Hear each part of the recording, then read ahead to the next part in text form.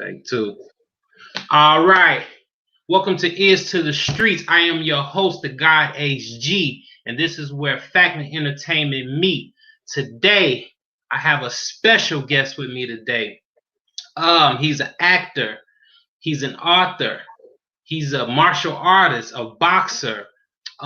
This guy wears so many hats. See, now I'm fucking up. It's all good. I got time, man. I ain't in a rush. It's all good. It's all good. All right, welcome to Ears to the Streets. I am your host, the guy HG, and today I have a special guest. He's an actor, he's an author, he's a martial artist, a boxer. This guy wears so many hats, and I'm just thrilled to have him on our show today. Ace Heru. How you doing, Ace Heru? Yo, what's good, HG? I'm in the building, man. Ears to the streets. I'm so happy to be here, man. I want to thank you for that noble introduction. I'm humbled by it. You know what I'm saying? I do wear a lot of hats. I consider myself a Renaissance man as well as an aficionado, especially on the subject of my book. You know what I mean? And I'm just thrilled to be here, man, just to share myself with my content and to chop it up with you, man. What's poppin'? Oh man, everything's good, man. I've been watching you for a while. You've already motivated me to get in that boxing gym. That's right. Try to get myself in the best physical condition as possible. And it's just a real honor to have you. So for the guests out there, for the viewers out there, he is the author of, as you can see in his background, How to Be a High Value Man, the Blueprint to Success with Women. It's I was reading through this book, man. It's kind of raunchy. It's kind of what? It's kind of raunchy. You know what I mean? Right. That's right. Yeah, man. It was definitely a interesting read.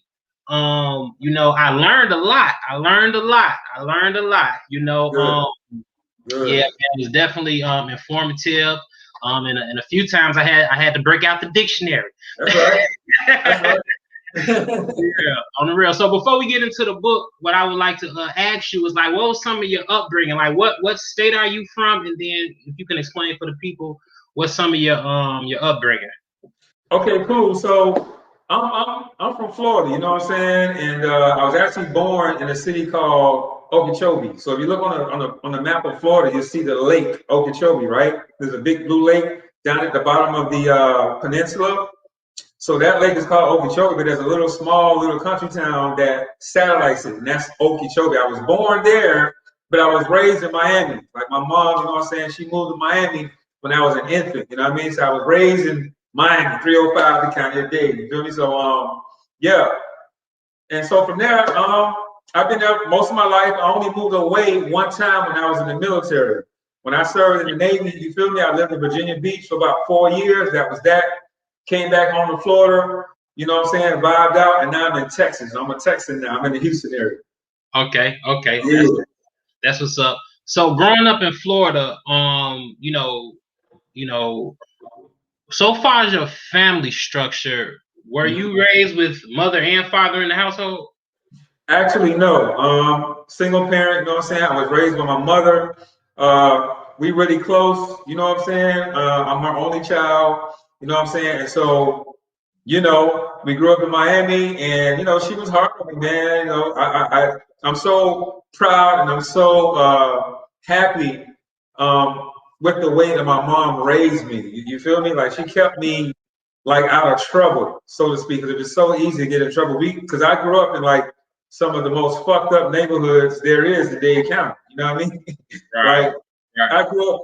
If anybody's watching that's familiar with Miami, they'll know about the Poke Beans, the Poke Bean projects. You know what I'm saying? I went to Holmes Elementary. You know what I'm saying? That's right there in the Poke Beans. I used to stay on 66th Street and 12th Avenue. Okay. And then from there, as a teenager, we got a house in Opelika. So I grew up in Opelika. You know what I'm saying? During my high school years, I went to Northwestern High School, and I graduated from Miami Northern Senior High School. You feel me? And that was in the Carol City area. And now that area is known as Miami Gardens, but literally from the Poke Beans, Opelika, Miami Gardens. But the beans in Opelika, nigga, That's hardcore right there. You know what I'm saying? That's why they get it cracking there, huh? Yeah. But you Okay. know, she kind of kept me sheltered and whatnot.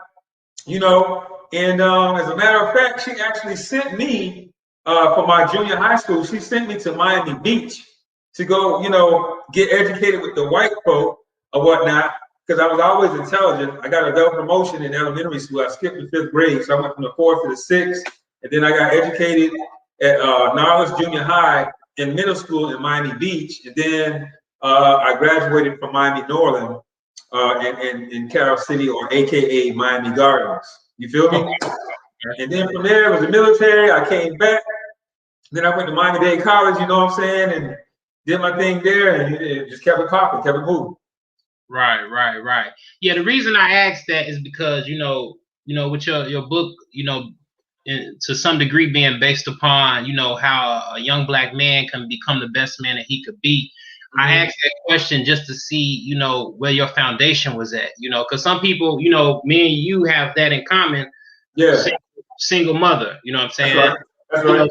know, some young black men have single mothers as well. Some have just a father. Some have both, and then you know you got some that don't even got neither, probably being raised by their grandparents. You know, Exactly. so you know one way that I learned, excuse me, y'all. Okay, one way that I learned, you know what I'm saying, is from other people's situations, and you know how you just try to make the correlation or the relationship, you know what I'm saying, or the connection, you know what I'm saying, between your situation and another person's situation to see how you can get to the same result that that person is at, if that's somewhere you choose to be. You know what I'm saying?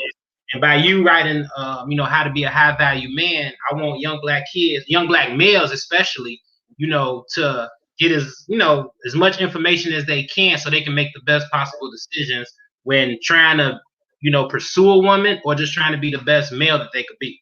Absolutely. Yeah. Now, a little bit more about my childhood with my mom. You know what I'm saying?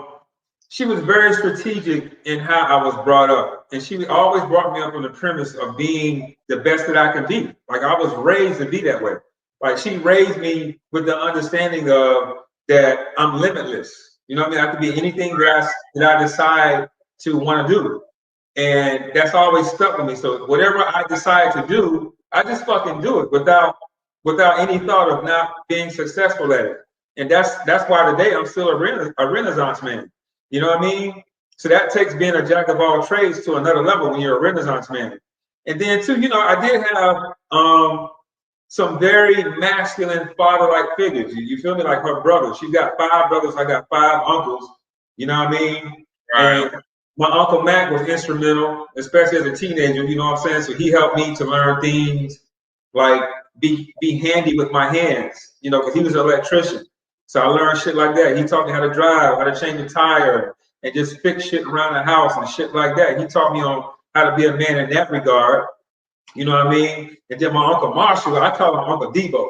Because, you know what I'm saying? He swole, you know what I'm saying? He was in and out of prison most of his adult life. But every time he get out, he was always close like that.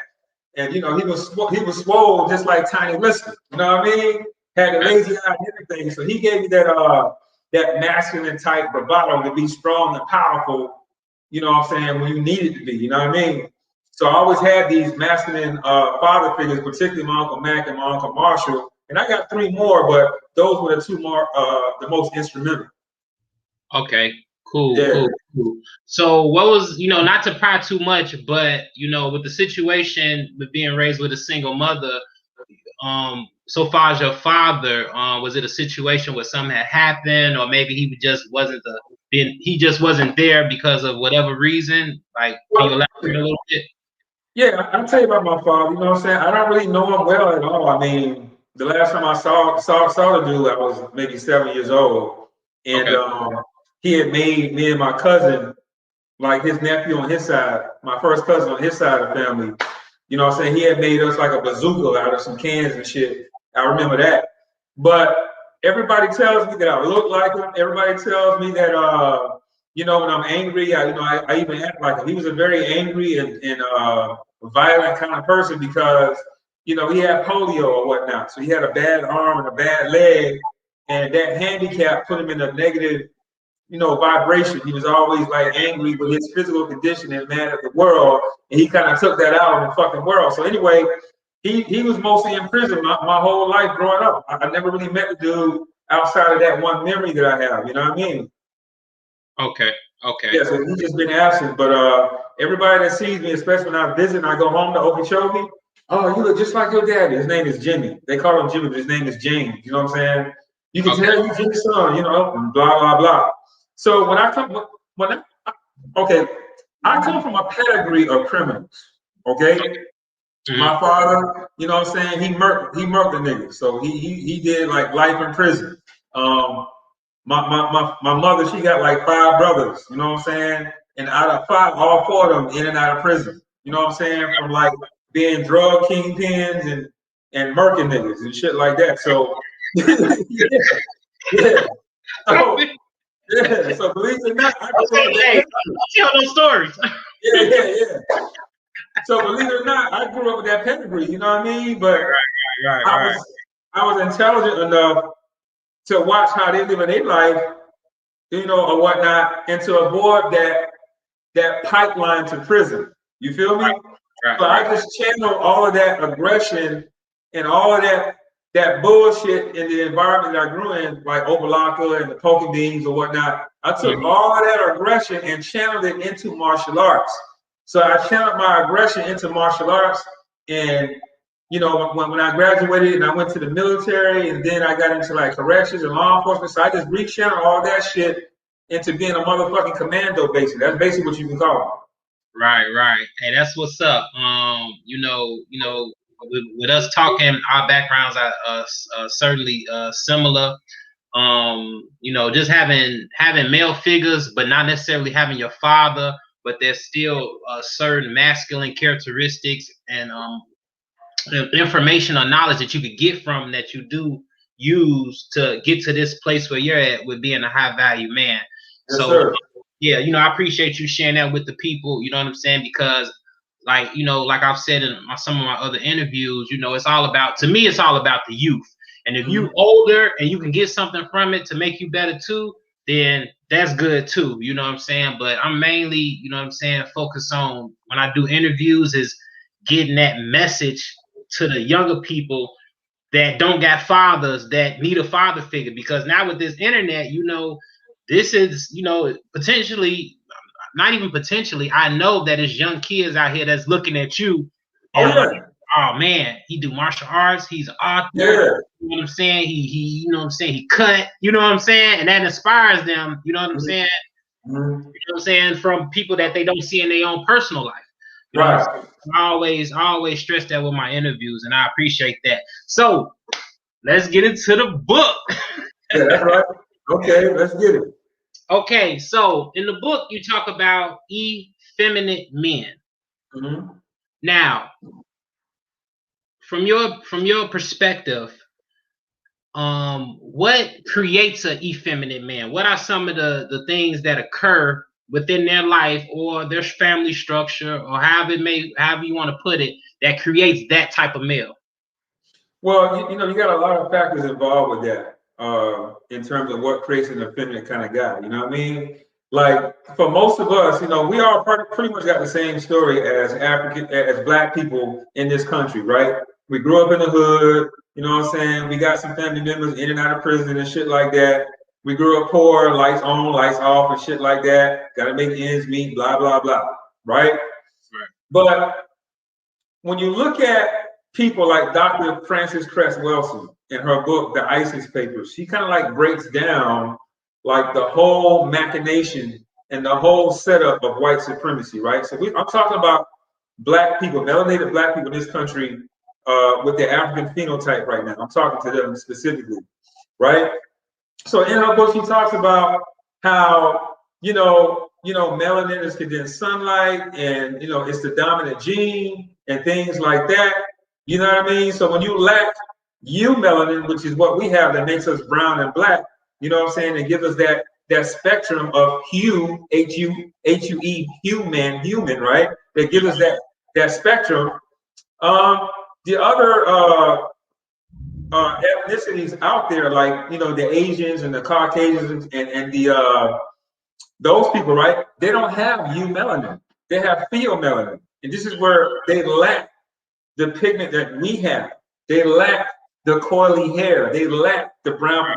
Their pineal glands aren't functioning like ours. You know what I mean? Like most of those guys, like up to 85 to 90% of them have dysfunction or calcified pineal glands, and they have a recessive gene. So anyway, with that said, during colonization, right, and then with the raping and intermingling of the genes, you would see that the offspring with the white colonizer and a black woman, you would still get a black person. You get a mulatto, but the black gene is dominant. So with that being known in terms of genetics, they're like, well, wait a minute. These people are more powerful. They're more agile. They're intelligent. We started all the civilizations, you know, about ancient Kemet and the pyramids and math and sciences. Like we're the originators. We're the colonizers. We're the scholars of this world. Math, science, you know, masonry. When I say masonry, I'm not talking about Freemasons. I'm talking about the actual act of building something. Right, you know what I mean? Language and arts. Like we created all this shit, so they wiped our fucking memory, right? Wiped our culture and our religion and tongue and things like that, right? And then they replaced it with this whole paradigm of white supremacy. So where I'm going with it is this. They make us feel like we're obsolete. And it all began with feminism. Like there was a first wave of feminism in around 1868. And you know, women, they didn't have any fucking rights. Even white women too. You know what I mean? They didn't have any suffrage rights, which is basically your right to vote and things like that. And that's cool, right? So there was a big movement, and now they can vote and all this kind of shit. And then there was a second wave of feminism in the 1960s.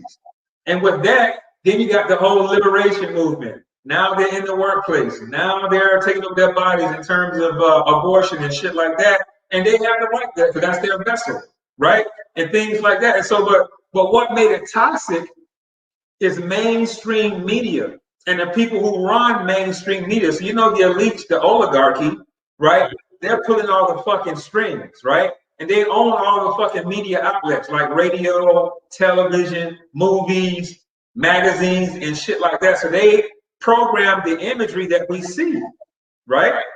So with that said, with this second wave of feminism, we know that the colonizers, as it were, the Greek freaks, you have the Greeks and the Romans, their history or their paradigm of living is basically opposite of ours. You know what I mean? They live totally 180 degrees upside down, topsy-turvy of what we live. It's totally unnatural to us, right? Everything is GMO this, GMO that, right? And we're heterosexual most of the time. If you look at them, their background is full of lesbianism, right? And homosexuality. So now you have the influx of LGBTQ. Now you have the influx of transgenderism. Now you have the influx of androgyny, which is like the mixture of the masculine and the feminine and making it look feminine. You see what I'm saying? Right. And that's all been pushed through feminism, right? And now the young African black boy, the black man that's watching this shit is absorbing all this shit and being programmed through the television, through the music, through the magazines, through the movies to be what? More effeminate. And now you got niggas putting on dresses, you know what I'm saying? Medina. Right. I mean, you got with it, right? Yeah, they doing a lot more than putting on dresses these days, but but you brought up some great points. You know what I'm saying? It definitely, in my opinion, all stems back to colonialism. You know what I'm saying? And that's something I'm trying to combat. So far sexuality, it is what it is. Whatever you do is whatever you do in the privacy of your own bedroom. However, it's another situation when it comes to forcing it upon your little kids. You know what I'm saying? I'm not gonna get too much into the homosexual talk, but one thing I will say, and this is coming from me, this has nothing to do with you. You know what I'm saying? That everybody's grown, they can do what they want to do. But like I said, when it comes to influencing kids, then that's where the line needs to be drawn at. And you know what I'm saying? I'm gonna leave that there. So So I look, I think it was on the back of your novel or your book that you said you've been with like hundreds. I think did you hit thousands yet? Yeah. Yeah, so you doing Will Chamberlain numbers right here, you know what I'm saying? Yeah, man. And it's not something like a badge of honor. I'm just being, authentic, and I'm being genuine Right. with that report. And I said that on the back to establish authenticity, to establish credibility, to Exactly. establish credentials. You see what I'm saying? Right. Because today anybody can just jump on a camera and start talking. But no, when you read my book and you get to know me, you'll see that this is fucking real wisdom. This is shit that he's experienced. You Yeah. see what I'm Yeah. saying? Yeah. Everything that was in your book, I've been through. I That's was right. thinking while I was reading the book, I was like, man, I wish this book would have came out when I was 16. So Yeah, you know what I'm yeah. saying? Because a lot of the things that's in the book, you had to learn through experience. You know what I'm Mhm. saying? You had to learn that, to be on your purpose, like you say in the book, be on your purpose. We all love women, we all love being around women, but like you say in the book, you're the star of your own movie. Exactly. So it takes time to learn that. A few times I was going on dates, spending over that $50. I'm like, man, what's going on? You know what I'm saying? But it's definitely a very knowledgeable book. Very knowledgeable book. So let's talk about spirituality. Okay, Because let's go. I want young black men to I think that's how you put it. You have to start there first. For the Yes. most part. For the most part. So when it comes to your spirituality, how do you go about it? So you obviously don't. You're obviously not subscribing to any religious doctrines. So Mm-mm. how can a young black male who doesn't have any, let's say he's not even doesn't have any influence of religion or don't Mhm. believe, how does he reach a point of spirituality? Well, the thing is, he's going to have to tap in. He's going to have to tap in with knowledge of self. You know what I mean? He's going to have to start to meditate and literally unplug from this matrix source. He's going to have to be willing to unlearn everything that he's been taught and relearn to see who he is. And this is why, when you look at the book, right? Like, I'm hitting the subconscious mind. Like, I wrote the book in such a way where it would be ubiquitous. I wanted to meet a wide range of audiences. Now, we already know colonizers, Arabs, and things like that. They already have co-opted our culture with the ancient, Egyptians, the Kemetics from Mm-hmm, Kemet, ancient Kemet, and things like that, right? mm-hmm, But here's the thing: even if you're a Christian or religious person, right? When you see mm-hmm, this image of Pharaoh Menkaure and his wife, Kenna holding mm-hmm, him down, that's going to hit it's going to hit your subconscious mind. It's going to hit that DNA. You're going to be able to identify and resonate with that. That's why I started with this verse, because the ancestors, they left this behind for a reason. This was dug up for a reason. So you got the Pharaoh, and you can't be any more high value than the Egyptian Pharaoh, mm-hmm. right? But it's basically God in the flesh, Right. right? This is what the Pope is trying to do. He's trying to be an Egyptian Pharaoh. But anyway, right? The Pharaoh is definitely high value, but if you look at the queen, she's standing right beside him and holding him down and basically presenting him, so to speak. Right. So the queen is validating the king. So if you want to be successful with women and have a woman by your side like this, you have to do the work of becoming a high value man. So in other words, you have to step into your God mode. You know what I mean? You have to stop outsourcing your divinity to a fake divinity, quote unquote, religion, and tap back into the spirituality of your ancestors. You know what I mean? So now you have to study history. Now you have to study science. Now you have to do a lot of self-study and introspection, and not just absorb what you've been taught, but now absorb what you want to learn. You know what I mean? So with that, I tap in with the gold lettering to remind you like gold, and things like that. Yeah. And Yeah. and the way that I wrote the book, I laced it with a few spiritual points too, like the highest calling of a man is to protect a woman so she can walk the earth unharmed. right? And the lowest calling of a man is to ambush a woman and force his way into her life. That's right out of my eye. You see what I'm saying? That's spiritual. I also put it there for the women. The highest calling of a woman is to lead man to his source, to himself, as to the source, right? And the lowest calling of a woman is to seduce a man separated from his soul and to leave him aimlessly wandering. You see what I'm saying? That's also my eye. So I laced the book with some spirituality like principles, but I gave it some science. I also gave like psychology. I also gave a little bit of anatomy. You know what I'm saying? And I gave how attraction works and things like that. So I wrote it in such a way where it's going to attract people, right? Us, and anybody who wants to be high value. I lace it with science. I lace it with spirituality and some philosophical things as well. And then I wrote it in such a way where it's conversational. You know what I mean? I put some slang in there and I kept it raw, but I also kept it educational too. Where you, like you said, you're gonna have to grab a dictionary or an encyclopedia to follow with. Oh yeah. Yeah, man. I had to pick it up a few times. But that's it's kind of like with music. Like you listen to an artist and then they might say a word you don't know, then you gotta Google it or however you gotta go about getting that information. So I'm definitely a seeker of knowledge, and by having to do that, that is definitely something that I appreciate. Right. You know what I'm saying? Right. Having words that you got to look up, certain concepts that you weren't familiar with. A lot of things, like you said, you put some scientific things in there when it comes to the hormones and different testosterone with men, estrogen with females, and how that triggers each other sexually in certain ways and stuff. Right. Hey, it was a real dope read, man. Real dope. Absolutely. Yeah. Real.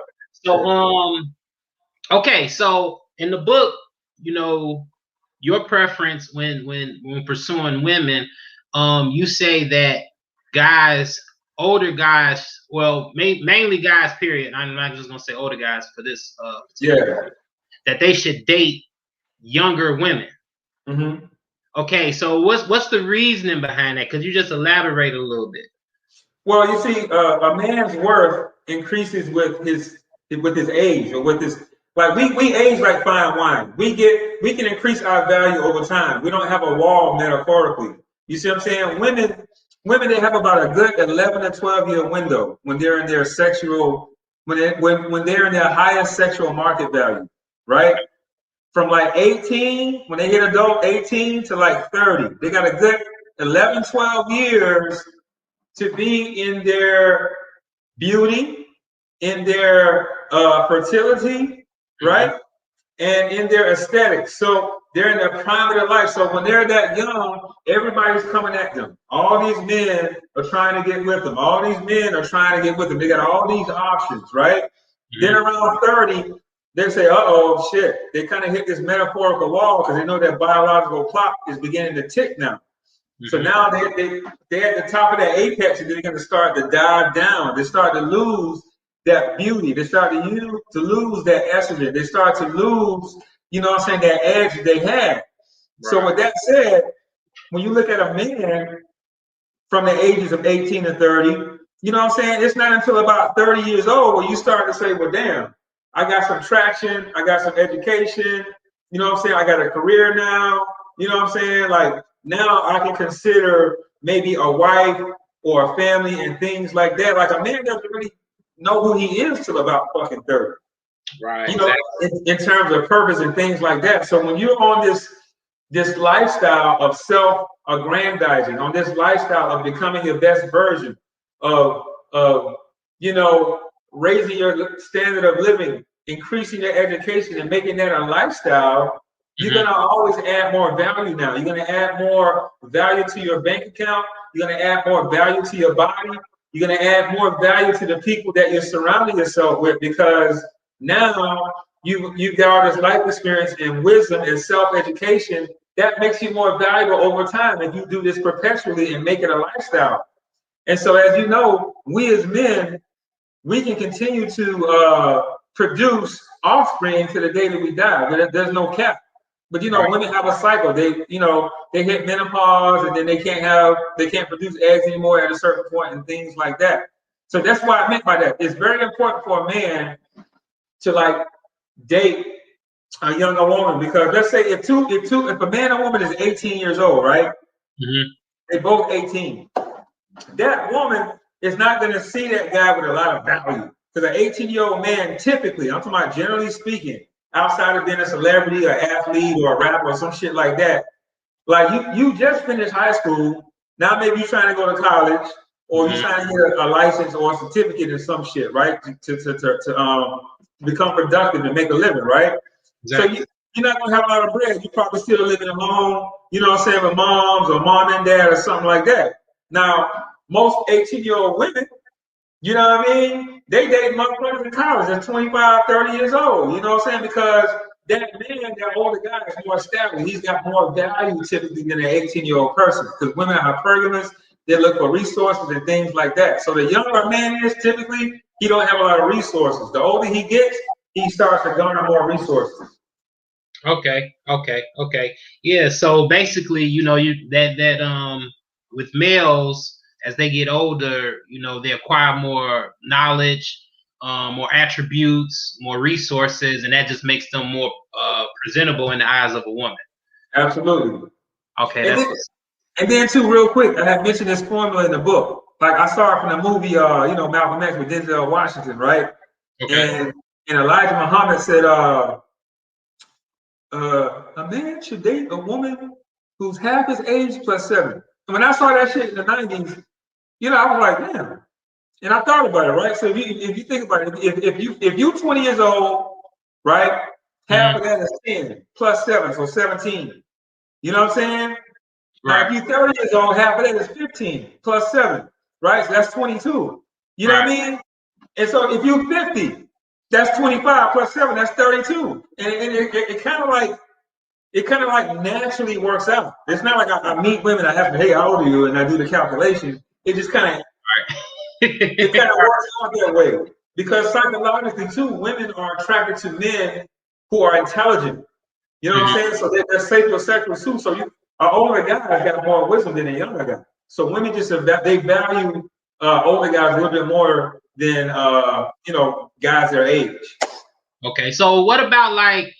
Okay, I'm gonna use myself for an example. Like me personally, I've always liked older women. That's fine. So I understand maybe the concepts are still the same when approaching a woman. So far, certain things you need to do to so you know you present yourself as a high value man, and that they'll be more enticed to want to give you some action. But like, what about me? Like, I want an older woman. You know what I'm saying? I want somebody like right now. I'm 38. Yeah. So my age range would probably be maybe like 43, 44, 45, like within that range. Like, does anything change with that? Does the approach change in any type of way? No, women respond to the same thing. There's masculine and there's feminine. So, masculine energy is about, imposing your will, dominating, having a purpose, mission, drive, ambition, and things like that. Feminine energy is about, bonding and nurturing, creative relationships, supporting love, trust, and things like that. So when you have those two type of polarities, they're going to complement each other. You know what I mean? So being as studious as you are, and look what you've already shared with me. Okay, so you're a journalist, so to speak. You know what I'm saying? You're an actor. You're an avid reader. You're in the gym. You're working out. So what does that tell me? That tells me that you're pursuing your dreams, your passions. You care about your health, right? You read, so you're feeding your mind. That makes you high value. So those things are gonna be attractive with a young woman or an older woman. So it just comes down to preference. Like dating younger women, that's just my preference because I literally attract younger women. Like women my age, I don't really notice them, so to speak, but I literally attract younger women. Okay, cool. That's what's up. Yeah. So let me see here. Okay, now I had like you've heard the saying, "Beauty is in the eye of the beholder." Yeah. So do you so far as with women, and does it apply to men too, like kind of like love at first sight, or you know, does that apply to a man more so a woman, or a woman more so a man? No, it's both. Attraction is not a choice. I just made a video about it not too long ago. Okay. It's just a autonomic physiological response to what we see through our two physical eyes. You see what I'm saying? Like beauty is subjective. It really is subjective. But there are some archetypes that we're generally attracted to. For example, like we kind of like the hourglass figure. Like we like that symmetry, the hourglass figure. Like women, they like the V shape. I talk about being fit, right? Working out, the V shape. So you want to have your shoulder to waist ratio of about 1.6 when you measure it and divide it, and divide it. So when you have that V shape, that tapered waistline, and maybe body fat percentage between 12 to 15%, that puts you in the optimal sweet spot range of being attracted to the majority of the women. You don't have to be a fitness model, you don't have to be a bodybuilder, but just be as fit as you possibly can, you know, to give off that attraction. Because when you work out, right, you're going to exude that confidence, and not only that, you're producing more testosterone. And when you produce all that testosterone, that's going to affect your voice tonality, that's going to affect your facial hair growth, everything, your muscularity, your bone density, all that. So it's very important. Like the most natural way to develop testosterone is lifting heavy shit and fucking working out. You know what I mean? So yeah, you know, that's what it really comes down to. Okay, so you brought up a good point, you know, so far as being physically fit. Is fitness something that you've done majority of your whole life? I know you said you were in the military. Which branch of the military were you in? Yeah, I was in the Navy, and yeah, fitness has always been a lifestyle for me. It's not just something that I do. It's a lifestyle. I have to. If I don't work out, I feel bad. Like I feel guilty. like my body, like nigga, go work out.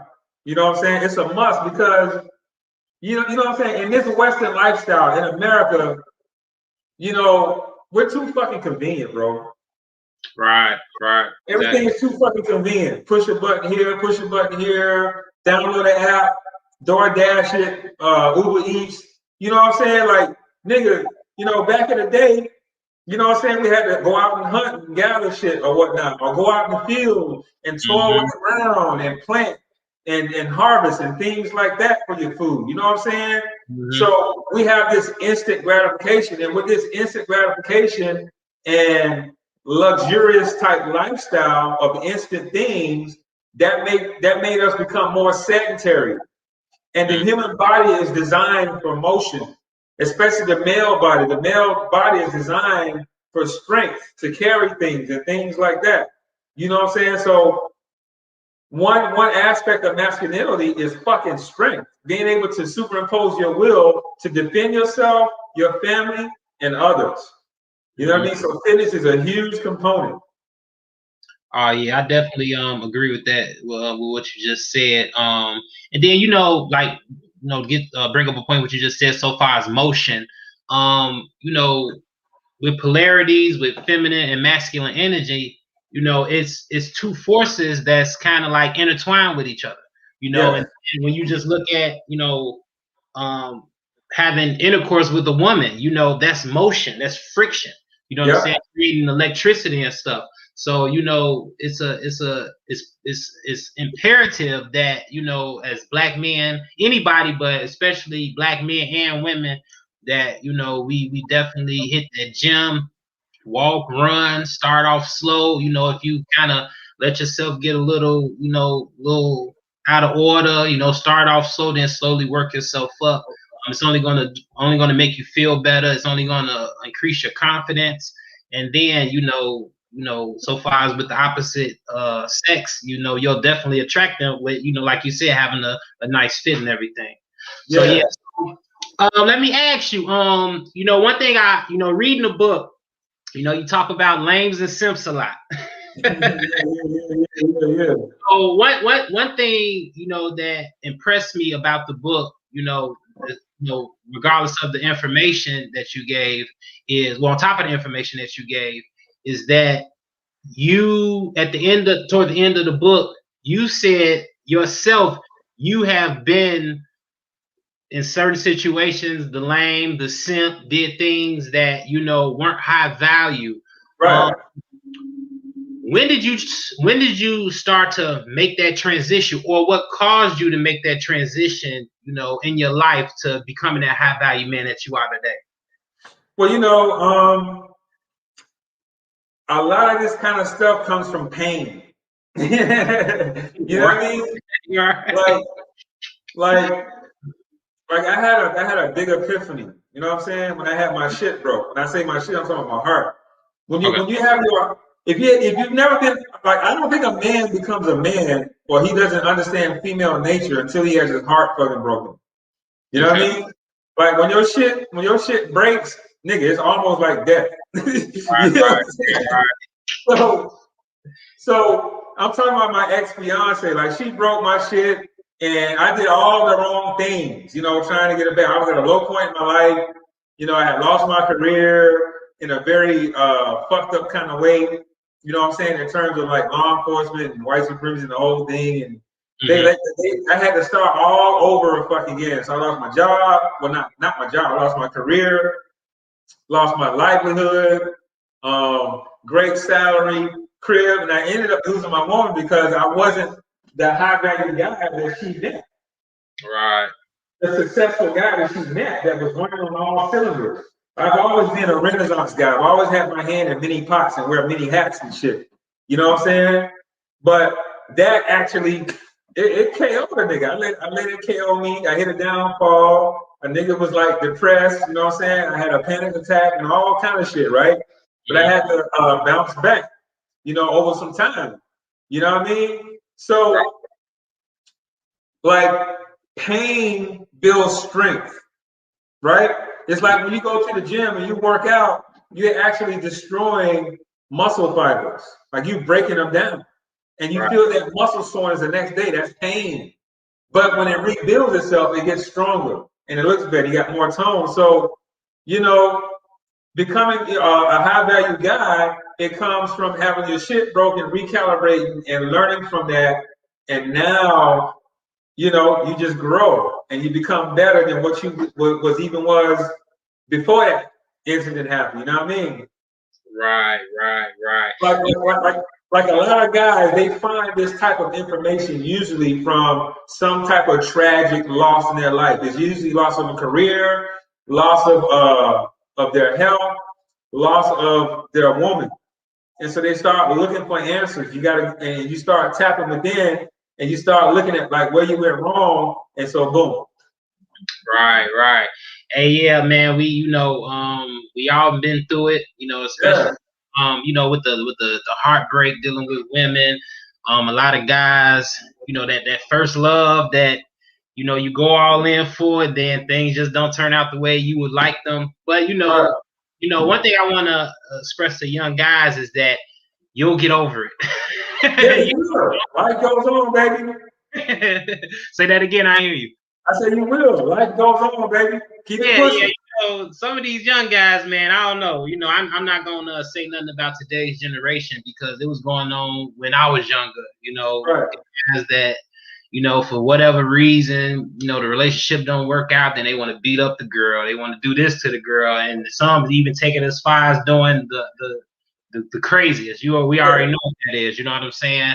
That's so yeah, some dumb shit. You know what I'm saying? So, I definitely want to express to young males and females, but males especially, that it hurts, but you'll be okay. Give it some time. And it's like you say in the book, is millions of other women out there, and then you'll find out that you ran into somebody that's better than who, you broke up with, however, it happened. So, yeah. Because when you do the internal work and you start to work on yourself, you self-aggrandize and you become better than what you were, you're gonna attract a woman who's more suited on a higher frequency. You know what I'm saying? And now you got this beautiful thing. So really, that heartbreak or that downfall, as a word, it was a good thing. It's good. Like having your shit broke is good. It's like an eye opener. Going to the gym and being sore, that's fucking good.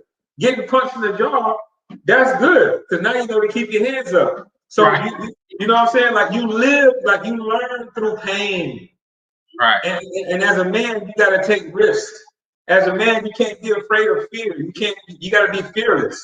You got to have courage. You got to be tolerant to rejection.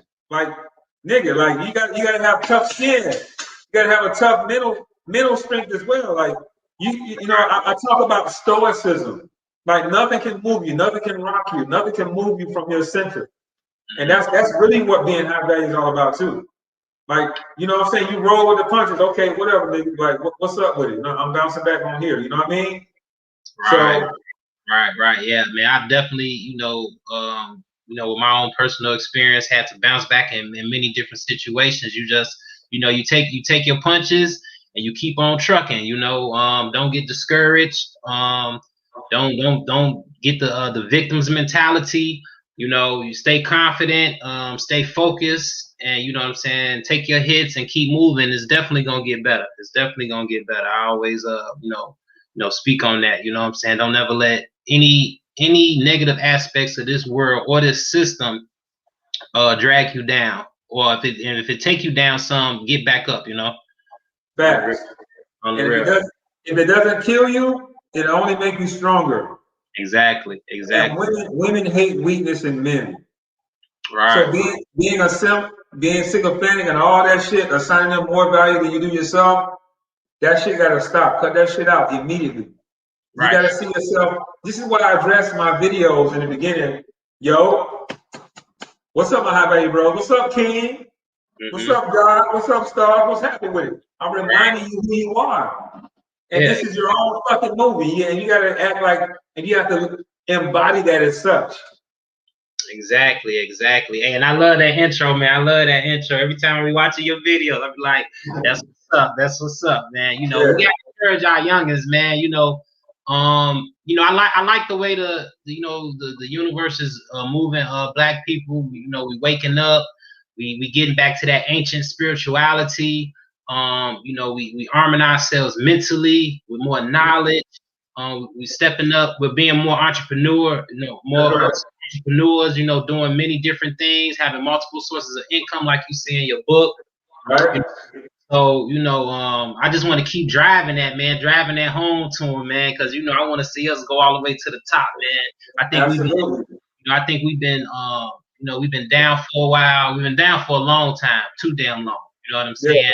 And people like you, people like YP, people like Double R, you guys, I just like been seeing y'all, and I'm like, that's where it's at right there. You know what I'm saying?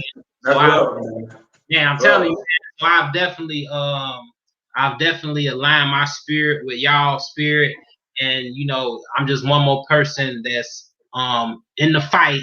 You know what I'm saying? To take us where we need to go. You know what I'm saying? Real talk. So let's get into the boxing a little bit. So I'm saying, like, I be in the gym, and man, my hands is good. Like I got the snap going on. You know what I'm saying? The jab. That's right. My footwork is weak right now. My footwork is horrible. You know what I'm saying? I do certain moves, but these legs don't want to move. So what's some things I could do to help with my leg movement, agility?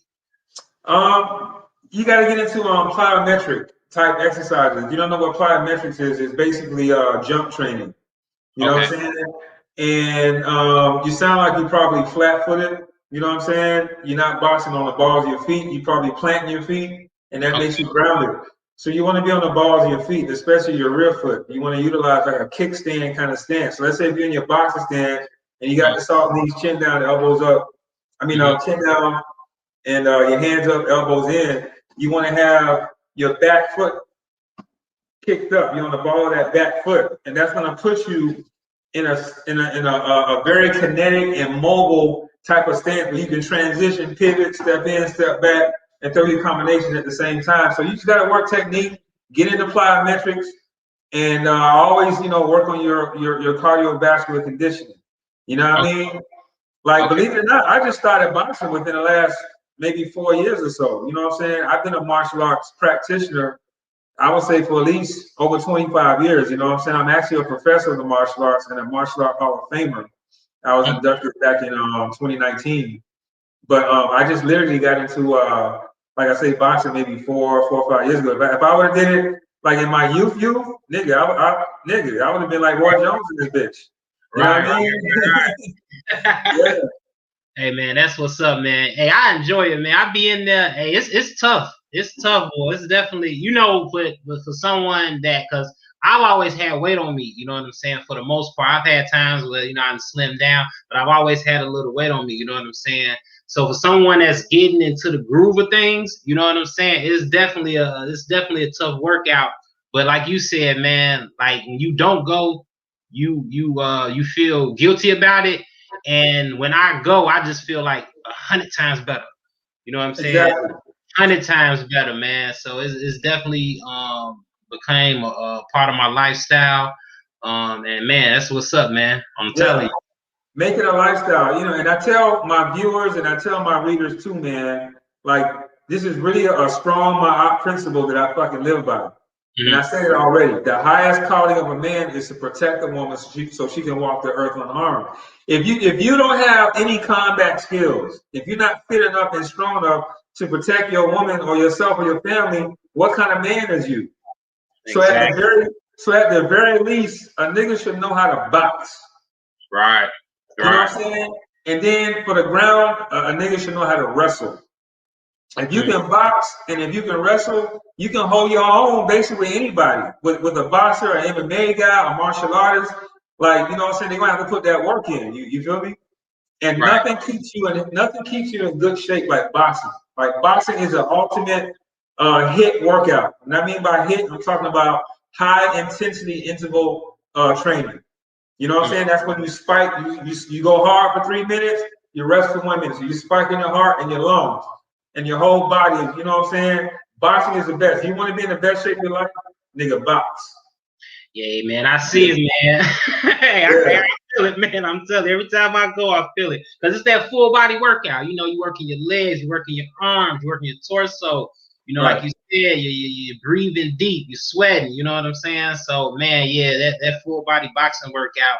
And the trainer I got, he a monster. Like, he's actually trained people that's in certain UFC fights and stuff like that, you know what I'm saying? Yeah. So he don't play no games with us, man. He be having us on the timer. He be like, "Boop, hit the push-ups." Yeah, let's go. Yeah, I'm telling you, he be on it, man. It's fun though, man. It's great, man. You know what I'm saying? It's and that's good. Another thing that's good about it is when I go, they got a lot of youth there. A lot of youth there. So they getting them early, you know what I'm saying? Like a lot of these things growing up, you know what I'm saying, for me and then for probably, a lot of kids these days, they don't have these things, you know what I'm saying? They like, I'm from Chicago, south side of Chicago. Like, I know it's boxing gyms out there, but like all I was growing up, I never heard about no boxing gyms. I never ran into somebody who was doing that to school. You know what I'm saying? So brothers like you, and then with this internet thing, the information get out extra quick. You know what I'm saying? Oh man, I want these young brothers and sisters, pick up on this information and definitely get in tune with being physically fit, eating better. So what about your diet? What's some of the nutritional things you do, you know what I'm saying, to stay in top condition? Hey man, I'm mostly plant-based, you know what I'm saying? Vegetarian, and I eat a little meat here and there, maybe some fish or some lamb or whatnot. But nigga, like beef and pork and all that fuck shit, hell no. You know what I'm saying? So you want to eat mostly a plant-based diet because all the protein, all the nutrients, the vitamins and minerals are in the plants any fucking way. You know what I mean? So eat something green every day. Like for example, I may eat twice a day. Like I do intermittent fasting, right? Like I don't eat until around 11 a.m., 12 noon. You know what I'm saying? When I have my brunch, and that's basically maybe some eggs with some spinach in it. You know what I'm saying? A protein waffle. You know what I mean? Some vegan or plant-based, bacon or whatever. Right. Go ahead and hook that up with a bowl of Total and some orange juice and some fruit. Nigga, I'm good. You know what I'm saying? Yeah, and then in the afternoon or whatnot, or especially after a workout, I follow that down with a high nutrient intensive protein shake. So I use a plant-based protein like hemp and things like that. And nigga, from anything from ashwagandha to black maca, black seed oil, uh, um, the protein powder, nigga, I put all that shit in it and knock it down with fruits and like a fruit blend, like a frozen fruit blend. I put all that shit in there and I use like coconut milk or like maybe some Boost or some Ensure or some shit. You know what I'm saying? To make a nice base and I knock it down. Okay. You know what I mean? Behind the workout. And then for dinner, you know what I'm saying? I might eat like a salad, you know what I mean, with a plant-based kind of like meat, you know what I mean? Like so they got vegan chicken out here, they got vegan this, vegan that. Like it's a whole lot of replacements. You know what I'm saying? But like I said, every now and again, I might, you know, knock down a salmon, or I might, you know what I'm saying, do a little lamb kebab or some shit like that. You know what I'm saying? But other than that, I use the 80-20 rule. You ever heard of that? The 80-20 rule? 80%, 20%? Yeah, I heard of it. I'm mostly plant-based, and then I have a little bit of 20% like cheap stuff. So I still get my little cookie, my little ice cream or whatever in there every now and then. But bruh, that's probably like once a week on the weekends. Other than that, I'm banging it out. I'm eating right. I'm drinking lots of water. I'm exercising. I'm getting my sunlight. You know, I just maintain that holistic approach. And that's my fountain of youth, man. Hey man, that's where it's at, man. That's where it's at, man. I hate, you know, I'm glad that I'm on it now. You know what I'm saying? I'm late in the game, very late in the game, but I'm on it now.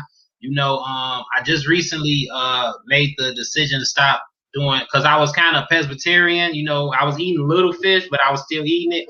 I just made the decision just to stop that. So I'm about like 2-3 weeks in on that, no fish. So man, I wake up, I do kale. I just do straight kale, man. I put some spring water and fill it up with kale, man, and just bang it out, man. That's great. I do that, or I do fruit. You know what I'm saying? Yeah. I just mix it up a little bit. You know what I'm saying? I don't want to go like, because you know, going too alkaline, you can make yourself sick. So you know, I try to put a little acidity up in there too. You know what I'm saying? Yeah, see, that's that 80-20 balance. And what a lot of people don't realize too, man, like the ancient ancestors in Kemet, they were mostly vegetarian. They still ate a little meat here and there because, you know, a lot of their food came from the Nile.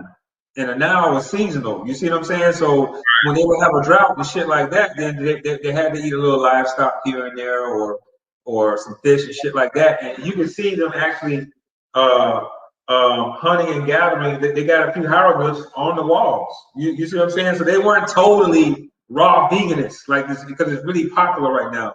But certainly a plant-based lifestyle for the most part is much healthier than eating an acidic diet. Right, exactly. Yeah. So like I always say, man, you know, like I say, I'm always driving it to the youth, you know, get it in early, you know what I'm saying? Get it in early, you know what I'm saying? I'm using myself as an example. Don't wait till you get to your mid to late 30s to start doing this, when you could be doing this in your teens, 20s, and then you'll just be maxing out optimum all the way through. You know what I'm saying? Yeah, it's a lifestyle. Yeah, now, exactly. I'm sorry, I didn't mean to cut you, but it's a lifestyle. You know, when you talk about young people, right? Mm-hmm. Like for all the young guys who's watching this video right now, imagine, you know, being older, 38, 48, 50, and then just coming into this knowledge. Like you getting this shit right now. Right. So imagine yourself 10, 20, 30 years down the road, man, y'all gonna be a beast out here. Y'all gonna be a problem. You jumping over. You know what I'm saying? And I'm just so thankful and grateful to be a part of this education because it's much needed. You know, all this simping and bullshit, you know, and being effeminate and all that, all this LGBT, man, fuck that. Be proud of being a masculine, heterosexual, powerful ass black man, a king, a god, and a star, goddammit. Like, be unapologetic about it. Hey, that's what I'm talking about, man. See, that shit right there just gave me motherfucking chills, man. You know? Hey, that's what I'm talking about, man. Because it's like, man, you know, it's like they trying to cancel us out, man. Yeah, I ain't going for it. I ain't going for it. You know what I'm saying? I tell everybody, every interview I have, I be like, look, man, you know, I was born in '83. Man, I came up under that Tupac ideology. That's right. You know what I'm saying, man? Yeah. Ain't on that other stuff, you know what I'm saying? All that extra, you know what I'm saying, with your wrist broke stuff. It is what it is for whoever get down like that, man.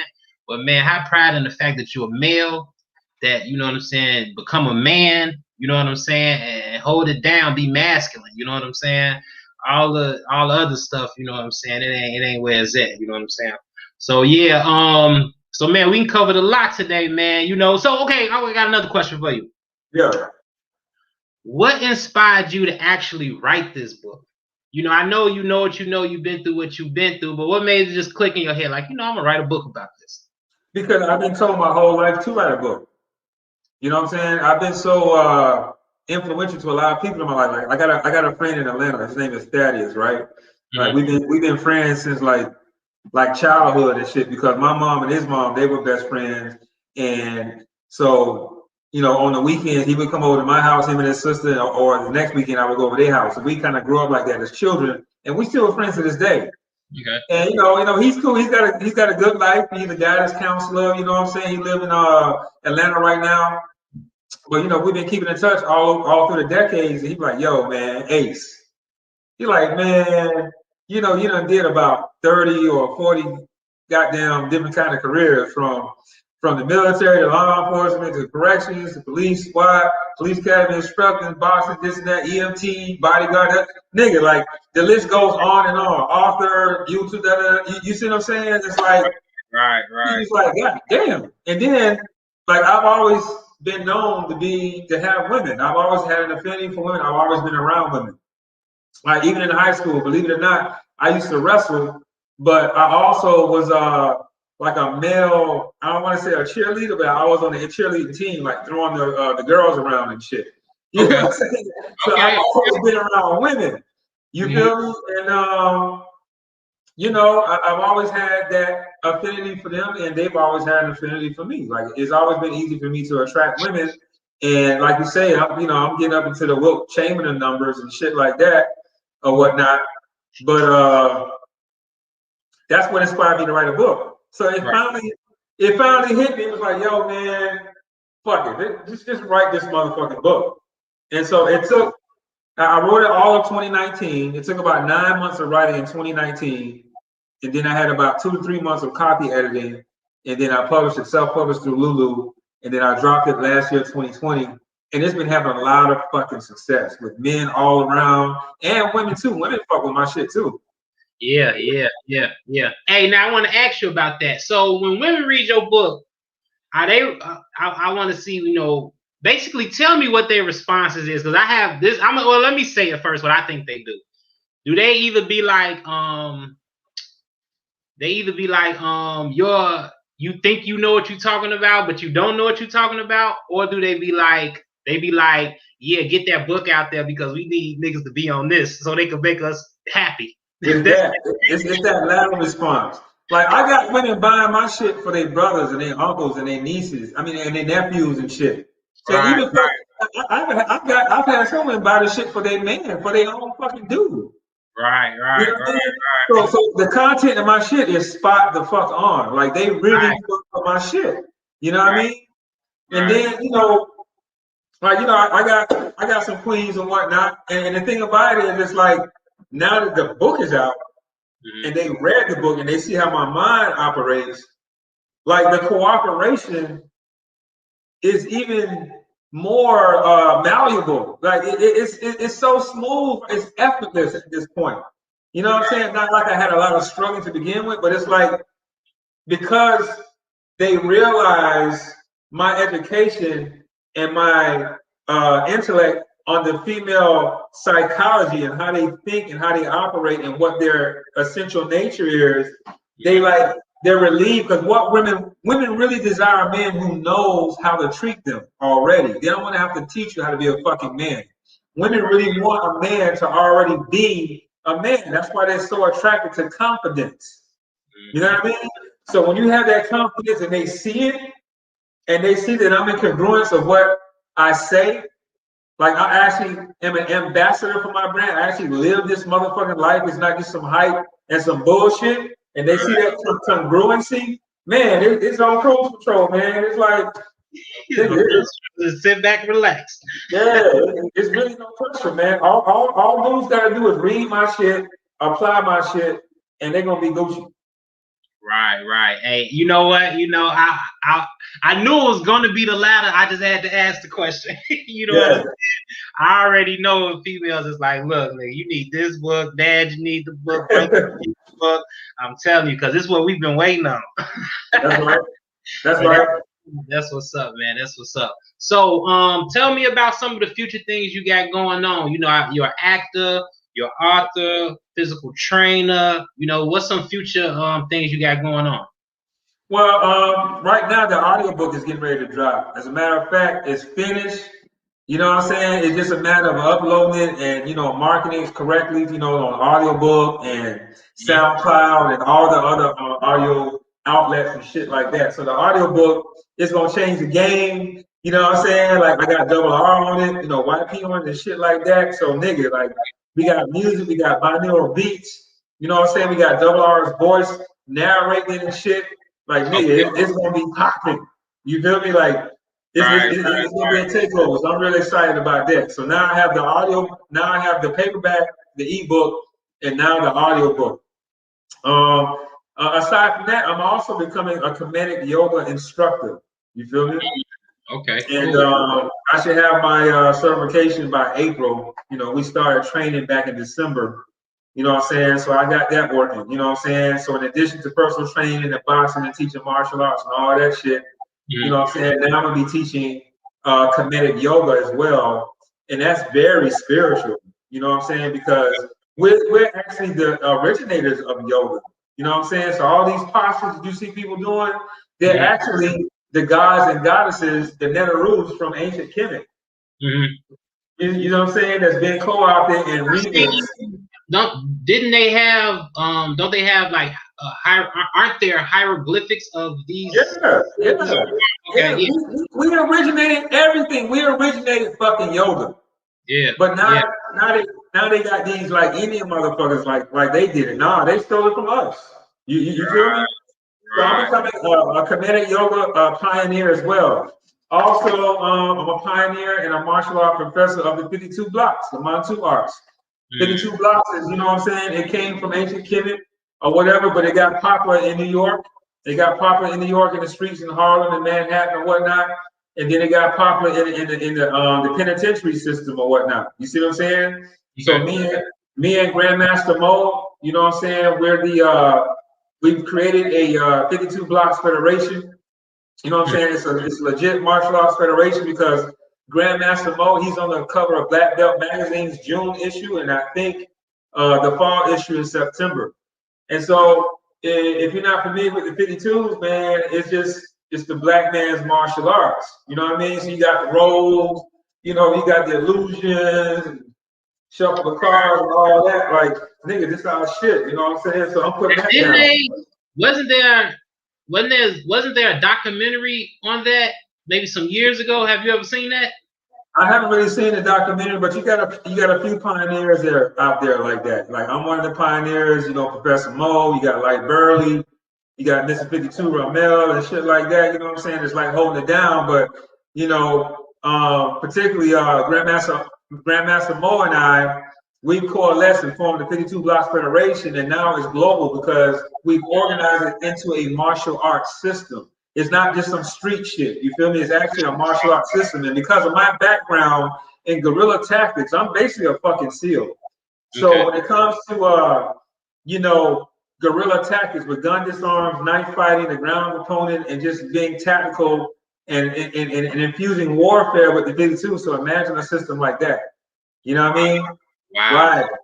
Hey, and that's to go along with the eating, to go along with the spirituality, to go along with the physical condition, and also to go along with being combative, being able to be combative when necessary, and having these trainings and these techniques and tactics incorporated, within your knowledge. You know what I'm saying? Because that's something we need, man. Especially if we're heading toward the direction. You know what I'm saying? Of possibly just being independent 100%. That's right. I just say it like that. You know what I'm saying? So, that's right. Yeah. One more thing. Let me drop this too, as far as future projects I'm working on. Like Grandmaster Mo and I, we shot a movie. It's called Blood Mix. You feel me? Like it's done. It's a wrap. We shot it in New York, Harlem, Manhattan area, and shit like that. And it's focused around the 52 blocks. So just like nigga, just like Bruce Lee came out with Enter the Dragon, bitch, we coming out with Blood Mix, the movie, and Sensei Moore and myself, you know what I'm saying? We got this climactic fight scene, you know, towards the end with the 52s, and so we gonna it's gonna be a takeover in Hollywood when we release this. Like, we just waiting on this COVID shit to clear up and whatnot, so we can just get it popping. But be on the lookout for Blood Mix, the movie. You can check my IMDb or just Google it. It'll pop up. You can go to my IMDb profile and, you know, check out some of my filmography and shit like that. Okay, now I seen a photo and it's kind of like you in the fight scene and you on the ground. You had blood coming from your mouth. Is that from that? Yeah, that's from that. Okay. Yeah. Cool, man. I'm definitely looking forward to that.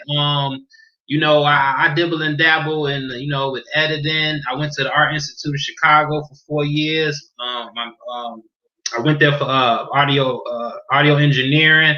You know what I'm saying? So, you know, I appreciate how creative you are.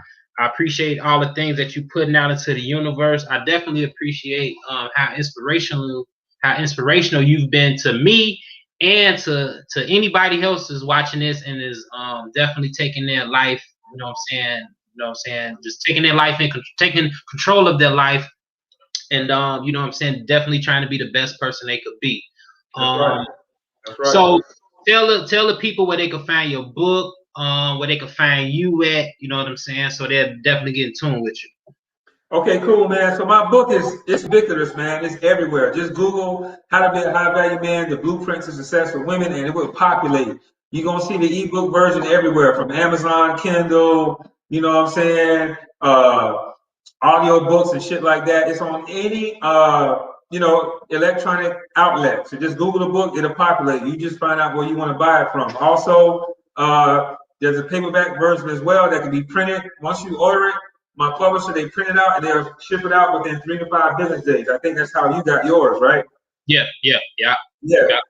And then, like I say, you know, the audio book is finished. It's just a matter of, you know, marketing and uploading it. That's ready. So there's 3 versions of the book: audio, electronic, you know, ebook, and also the paperback. You can grab it there. As far as my social media, you know, you can add me on Instagram, man. Ace_Heru. That's ACE_Heru on Instagram. Facebook, you just go to Facebook, put in my name, Acie Mitchell, it'll populate, or just type in High Value Man in the search. That'll pop up too. YouTube is right here, Ace Heru, High Value Man Aficionado. And that's pretty much, I got a Twitter too, but I don't really, you know what I'm saying, I don't really push Twitter like that. I'm mostly Instagram, I got a Facebook and my YouTube.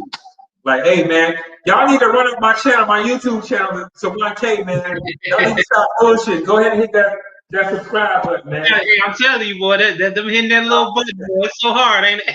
Yeah, man, just tap it down and subscribe. God damn. Yeah, man. Hey, you know what, man? You know, some people just a little slow, you know what I'm saying, getting on it, you know what I'm saying? You know, some people, they got to wait till you all the way at the stars, you know what I'm saying, for them to hop on tune. Then it's too late by then, you know what I'm saying? We still going to tell you to come on, but, man, you know, you missed the wave. You know what I'm saying? You missed the wave, man. So, yeah, hey. You know, with you being in Texas, and me being in this play, when Music Meets Dance by Athena Cosby, you know, we're going on a tour date, so I'm gonna be out that way. I don't know what part you stay in, but we'll keep in tune. You know what I'm saying? I definitely want to get y'all some tickets, man, and y'all just come out, and then we'll get to chop it up and meet in person, man. Yeah, most definitely, man. I look forward to that, man. I'm in the Houston area, man, so just pull up. Okay, no doubt. I definitely will. So, man, we signing off from Ears to the Streets, man. It's been a great interview. I know in the future we're going to get to interview Ace Heru more. He definitely got a lot of things popping. I want y'all to go out and support his book.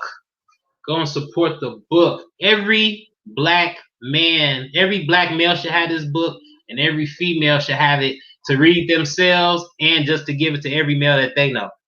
That's right. Because look, this book gonna have the same success, if not better. It's gonna have better success than that bullshit that Steve Harvey wrote. And no shade to Steve Harvey, but goddamn, bro, we ain't sipping over here, man. This book needs to be a black person's bookshelf, like you said, my bro. Hey, exactly. It should be on every black person, especially male, bookshelf. I never read the Steve Harvey book, but you know it is what it is with that. You know what I'm saying? I've seen the movie, so you know what I'm saying, that's enough. But yeah, man, definitely go support Acie Mitchell, aka Ace Heru. He definitely got a lot of things going on. Like I said, he's an author, he's an actor, physical trainer. He started comedic yoga. You know, he's like a Navy SEAL, so don't even try it with him. Don't even try it with him. But no, man, it's all great energy, man. I appreciate you coming on Ears to the Streets. I appreciate you giving me the opportunity to interview you, man. And I definitely look forward to doing some things with you in the future, man. You know what I'm saying? Definitely. Yeah, likewise, man. It was a pleasure, and I appreciate you having me on your platform. We definitely got to do this again, bro. All right, man. Oh, we definitely gonna do it again, man. I'm gonna make sure, you know, when I head out your way, or if you ever in Atlanta, man, definitely, you know, give me a ring, man, and we'll chop it. Definitely. Definitely. I'm excited about it. I'm fuck with you. Yes, sir. Well, man, we signing off from Ears to the Streets. I am your host, the guy HG. It's been a beautiful interview, man. And Ace Heru, man, you enjoy the rest of your evening, man. That's right. You as well. All right, man. Peace. Peace.